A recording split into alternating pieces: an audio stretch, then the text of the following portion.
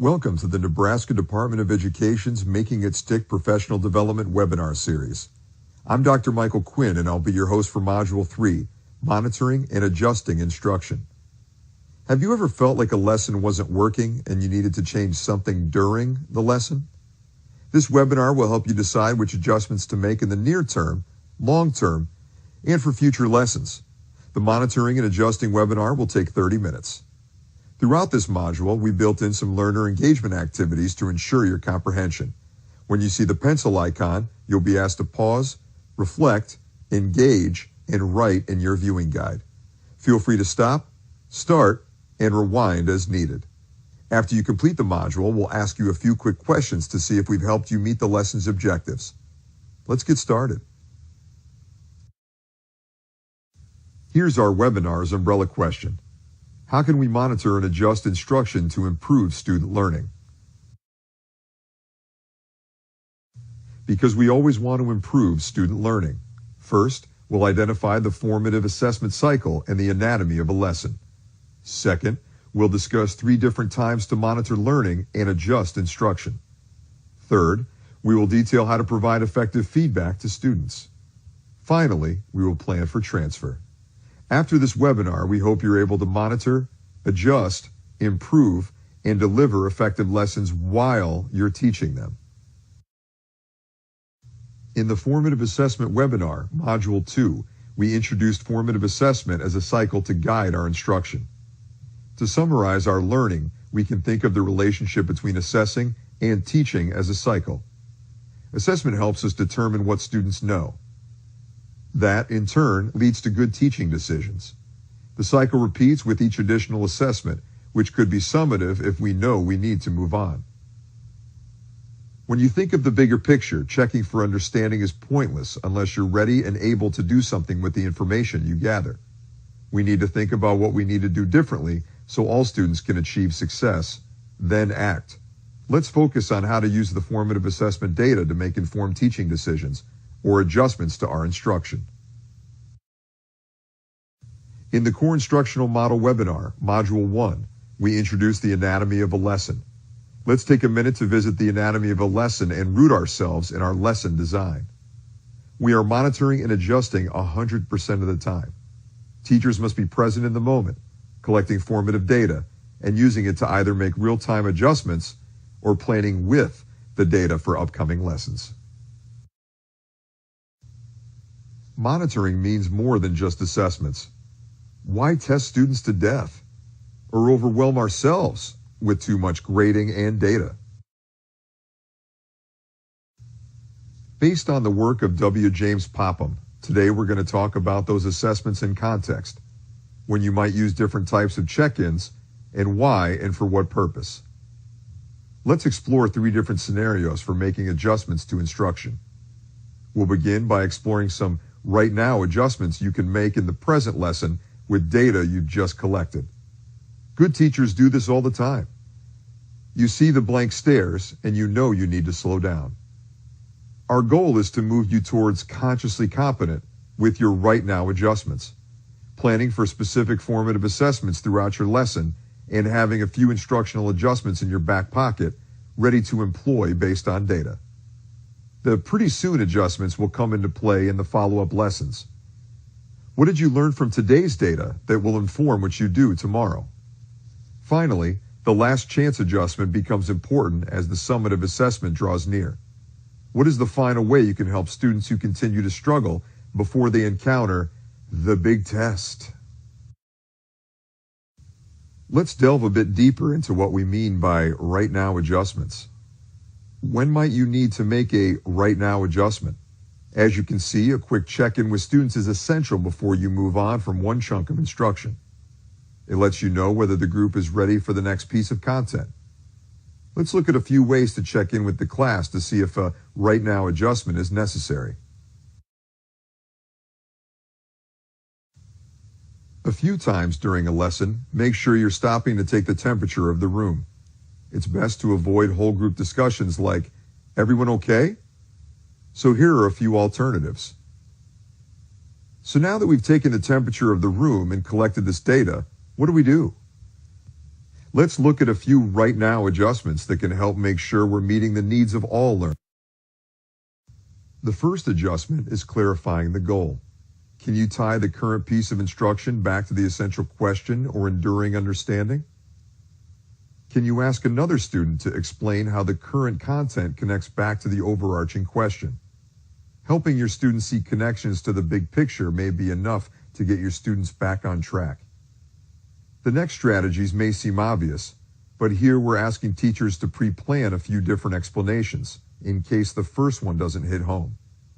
Can you have a few analogies and metaphors on hand? Can you provide some more practice in a different modality? The important part here is that the alternatives are pre-planned. Calm and cool, you have a few different options in your back pocket. Next, consider modeling. If your explanations are falling flat, your students may need to actually see what you're talking about. Write an example opening paragraph, read the selection, solve the problem on the board. But while you demo, make sure you're thinking aloud.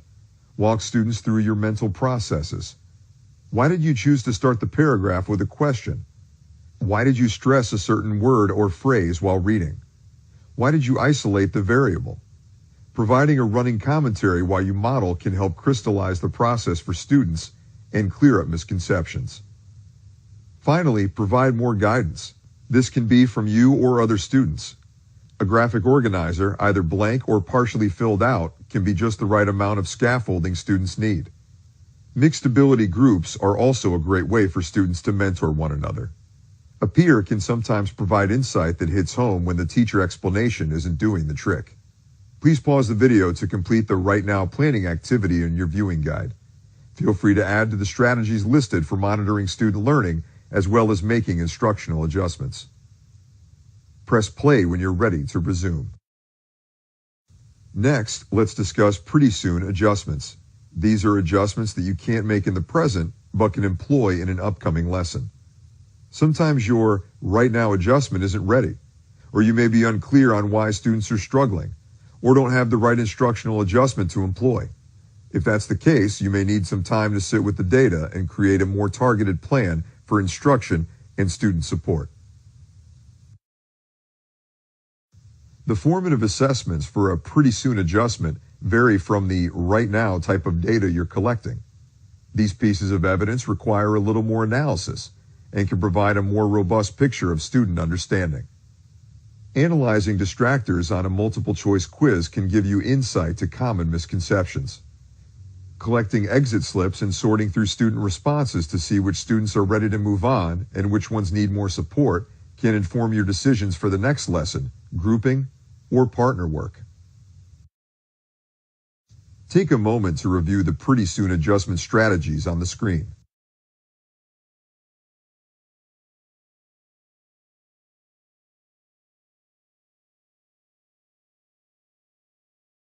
Like with right now adjustments, you may need to recalibrate your objectives to ensure all pieces tie back to the end goal.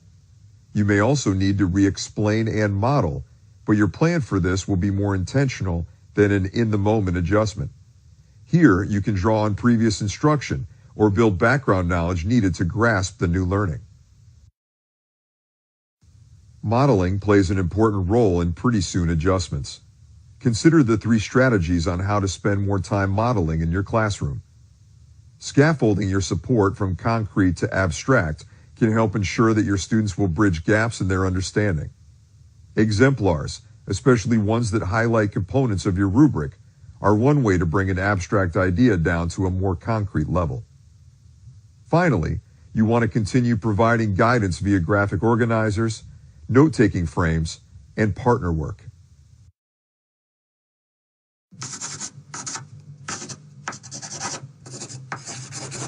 Before we move on to last chance adjustments, let's dig into a few more strategies for differentiating instruction. These structures can be put in place for pretty soon adjustments, but are also a part of what good instruction looks like on a day-to-day basis. Different content or levels of complexity may be open to all students depending upon the levels of support you provide. These support system options are just a few ways you can provide the right amount of scaffolding to students. Either by yourself or in a group, let's take some time to add to our list of support systems. What have you heard about, wanted to try, or are confident will work? Can you double our list? Please pause the video for a moment and write down your additional pretty soon support systems in your viewing guide. Press play when you're ready to resume. That brings us to our final type of adjustment, last chance adjustments. The final opportunity to leverage formative assessment data is right before a major project is due, or as a high-stakes assessment draws near. Just as the title suggests, this is your last chance to provide students with support before they have to demonstrate their learning. The best way to monitor for understanding at this stage of the game is in a scenario that mimics the big test as closely as possible. Right now, and pretty soon, monitoring can look at smaller chunks of instruction, but at this point, teachers should be looking at the big picture, or the culmination of the smaller units of instruction to define where the breakdown is occurring. The instructional adjustments at this point should be targeted to a narrow range of skills or content. You cannot reteach the entire unit at this point. If you've been monitoring student growth all along, you most likely caught any misunderstandings or gaps in content knowledge. As you can see, this is the last chance for final brush-ups before students have to independently demonstrate their learning. Please pause the video to complete the last chance planning activity in your viewing guide. Feel free to add to the strategies listed for monitoring student learning, as well as making instructional adjustments. Regardless of when the formative assessment is taking place in the instruction cycle, it's essential that teachers communicate the results back to students. Effective feedback ensures that students are included in the instruction and play a role in the remediation process. We need to communicate formative assessment data to students so they can apply the feedback and try again. The cycle of instruction must include time for reflection, recalibration. To be effective, feedback must be frequent and timely. Feedback is just in time, just for me information delivered when and where it can do the most good. Another quote from John Hattie which supports the idea of frequent bits of feedback. The most powerful single innovation that enhances achievement is feedback. The simplest prescription for improving education must be dollops of feedback. Let's pull it all together and take a look at the 8 attributes of effective feedback. First, the feedback must be clear and communicated in a way that the student can understand and relate to. Second, you must build trust. Feedback must be provided in a way that indicates to the student that the teacher is honest, cares about student growth, is invested in supporting it, and trusts that the student can and will take action on the feedback. Third, it must be user-friendly and respectful. It should describe what needs to be done rather than sounding judgmental or evaluative. The fourth and fifth attributes go together. Feedback must be specific or precise and focused on what the learner must do for next step growth. Feedback must be differentiated for individual students. The teacher has to consider each learner and determine the best way to communicate the data. Feedback must be timely. Waiting too long won't help the students for when, right now, or pretty soon, adjustments are needed. Having a clear system in place for how and when you communicate learning feedback to students is essential. Finally, effective feedback invites follow-up. Teachers can make suggestions for improvement without doing the work for the student. The student should take action based on the feedback that was given. Keeping all that in mind, let's delve into a framework to help with our intentional planning of delivering effective feedback. In her book, How to Give Effective Feedback to Your Students, Susan Brookhart suggests 4 strategies around delivering next step feedback: timing, amount, mode, and audience. Timing is the first component in next step feedback. Let's consider when to deliver feedback. Remember the old adage, practice makes perfect? Let's try this instead. Perfect practice makes perfect. When students are working on foundational, fact-based knowledge, they need to get it right. They need immediate feedback from the teacher before they practice incorrectly. Specific feedback to students will only enhance their learning, so it should be given as often as possible without disrupting the flow of instruction. Now it's your turn to think about examples of proper timing for feedback. Please pause the video and work on the graphic organizer in your viewing guide. Press play when you're ready to resume. The amount of feedback is another component in next step feedback. Think about the learning goal when prioritizing the feedback you give to students. What will be most essential to them reaching their learning goal? Prioritize the feedback you give and keep it manageable for the student's developmental level. Please pause the video and provide some proper feedback examples in the graphic organizer in your viewing guide. Press play when you're ready to resume. These modes of feedback delivery are pretty straightforward. You could factor in students' learning profiles as well as the complexity of the next step. Oral feedback, which is most interactive, is best in most instances. Written is obviously best for written assignments, and visual is effective when an example is needed. Please pause the video so you can fill in your graphic organizer with examples of each mode of feedback. Press play when you're ready to resume. The final factor to consider is the audience. Do you need to deliver the feedback to individual students, small groups, or the whole group? Take some time to consider the pros and cons of individual versus group feedback. Discuss when each would be appropriate, and jot down notes in your graphic organizer. Press play when you're ready to resume.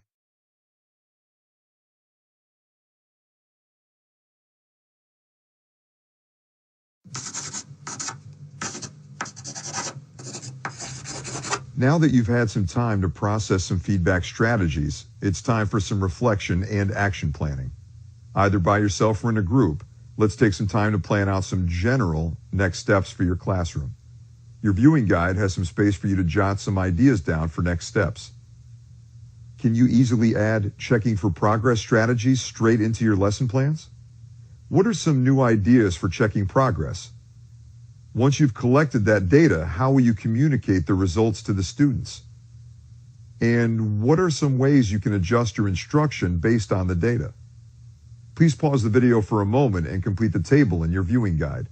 If you're working together and there's time, share with your colleagues. Press play when you're ready to resume.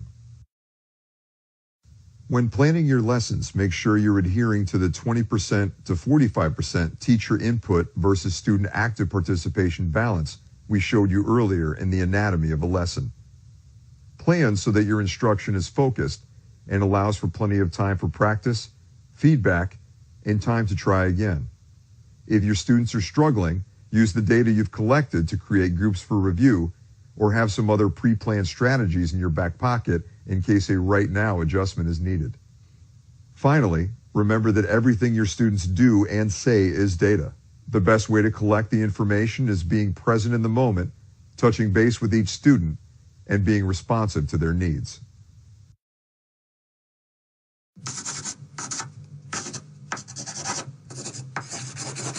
Either by yourself or in a group, let's take some time to apply your next steps from the last reflection to one of your current units. Choose a specific unit that you've taught at least once and could be improved. Address Brookhart's 4 strategies to delivering next step feedback: timing, amount, mode, and audience. The next time you teach this unit, how will you check for progress? Provide 4 new strategies. How will you provide feedback? Provide 3 new strategies. And how will you adjust instruction? Provide 2 new strategies. Please pause the video for a moment, answer the questions, and write down your new strategies in your viewing guide. Press play when you're finished. That brings us to the end of our webinar. Please take a moment to fill out our brief survey by visiting the link provided. Thank you for learning with us today.